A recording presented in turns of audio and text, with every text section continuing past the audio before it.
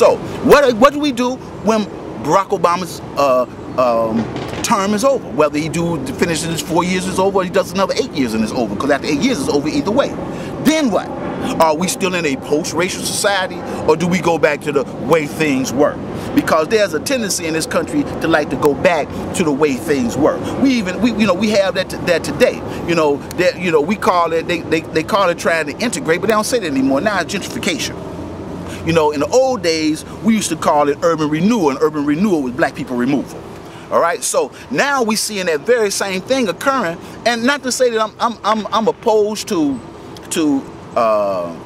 unity among people. I'm a humanitarian, first and foremost, and so I do believe that everybody should come together. But the problem that we have with that is we live in a society, particularly here in the United States of America, I'm speaking about specifically, where that idea is almost non-existent.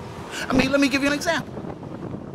We live in a society where everybody argues that you need to learn English and speak English in this country. That is the only language that's necessary. Well, I like to always argue that, number one, we don't speak English in this country. The only place where they speak English is in Great Britain. And if you think I'm kidding, go to Great Britain, listen to some people talk, and if you don't understand them, they will remind you we speak English. In the United States, we speak what's called the American Standard Dialect. That's something very, very different.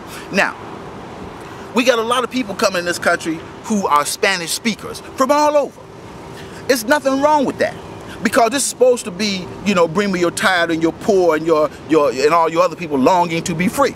Well, the whole question is, if that's true, who are we talking about? It seems to me that only certain people can be allowed to come here to this country and get those things, not anybody else. And I'm saying that, hey, you want to go and spend time in Mexico or the Caribbean or wherever where they speak Spanish, learn some Spanish.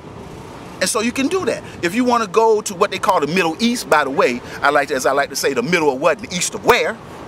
All right, because the idea of the Middle East didn't exist until 1900. There's never been in the history of Middle East, and then that's another problem that exists. The whole taxonomization of history. You got the Far East, you got the Middle East, you got the Near East, you got all of these East. When the truth of the matter is, these are all inventions, geographical inventions that were created so that ideologically people can be dominated. And so the whole idea of a post-racial society ain't happened yet, because we haven't figured out the pre-racial society yet. We still got pre-racial society problems going on, and we don't have post-racial. So when they talk about post-racial, and it's something that, as far as I can tell from my research, was invented by some white journalists in this country. It's like I once heard a white journalist talk about when black men come together and hug. When they talk about the problem of hugging, she called it the funk hug. Well, I ain't never known any black man to ever come up to another black man and refer to it to give me the funk hug. It's like when they talk about, the fist bump. I ain't never heard another black man come to another black man and talk about give me some fist bump. We call it give me some dap, if we're gonna call it that at all. All right, so all these things again are people trying to define a certain reality and have other people accept their definition of reality as if it were their own. And it's like when the president talk about the president having swagger. Anybody in the black community, including the president of the United States, realize that we call that pimping. And that don't mean dealing with some woman on the street, who some man is having out there to prostitute herself for money. That is a term that existed in the black community as long as I can remember. It is a way of walking. It is a way of stride. It is a way of asserting yourself when you walking down the street. And we ain't never called it swagger. Swagger is some new term again. Defining reality and having someone accept your definition of reality as if it were their own. So the whole question of a post-racial society, I think, is just a nebulous notion that in reality does not exist, because we haven't figured out the pre-racial society. You can't have a post until you have a pre, and we ain't figured out the pre yet. So until we get the pre down pat, then the post is just just a figment of somebody's imagination, and I'll give you another example. My final example is the census. The census is broken down in such a way that you got all these so-called racial classifications. All right, you got black, non-Hispanic, and so forth and so on.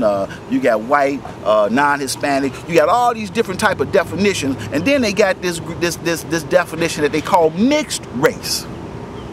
Now, if you go back to the study of early racial classifications, you know, they used to describe that term as mongrelization, but now they call it mixed race. Now, I don't know what a mixed race is, because when you say that there's a mixed race, there's an underlying assumption that there's a pure race somewhere. And the truth of the matter is there are no pure races. Never have been, really. All right, so that by itself creates a whole set of problems. So again, we got all of these little games that are semantic games that are being played with our minds, and again, we need to remember and know ourselves. I'm not knocking anybody's nationalism. Everybody should be proud of who they are. Puerto Ricans are proud of who they are. In Chicago, we just had the Puerto Rican Day Parade where all the Puerto Ricans came out and did their thing. We have the Irish Day Parade. We have the German Day Parade. Everybody has a parade, and African Americans need to have their own parade. It shouldn't be developed based on a mythical character, because everybody else's parade is based on land, language, and culture, not on myths. Thank you very much.